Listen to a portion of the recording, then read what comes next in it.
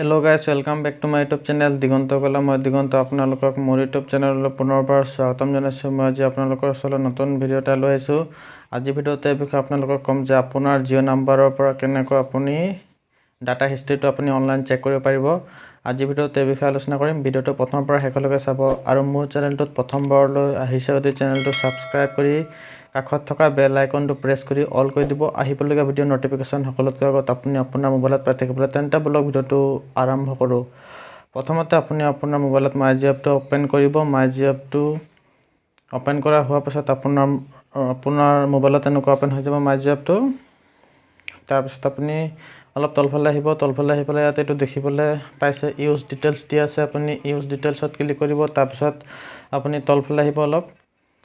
তলফালে আহিব তাৰ পিছত তলফালে আহি পেলাই এটো দেখিবলৈ পাই যাব ইয়াত তলত দিয়া আছে do you want to view details use statement দিয়া আছে আপুনি ইয়াতে ক্লিক কৰি দিব ইয়াতে ক্লিক কৰা হোৱাৰ পাছত আপুনি চাবলৈ পাইছে সিলেক্ট পিৰিয়ড ইয়াত আপুনি সিলেক্ট কৰিব মই এটো 30 ডেজ মানে 30 দিনৰ ইয়াত এটো ডাটা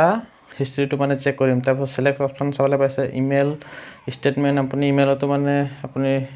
লব পাৰে তাৰপিছত ডাউনলোড স্টেটমেন্টত ক্লিক কৰি পেলাই আপুনি হিষ্ট্ৰীটো চেক কৰিব পাৰে মই ভিউ স্টেটমেন্টত ক্লিক কৰি পেলাই হিষ্ট্ৰীটো মানে চেক কৰিম তাৰপিছত ভিউ স্টেটমেন্টত ক্লিক কৰিব এনেকুৱা তাৰপিছত ভিউ স্টেটমেন্টত তলত আপুনি ক্লিক কৰি দিব তাৰপিছত আপোনাৰ মোবাইলত আৰু এটা পেজ এটা ওপেন হ'ব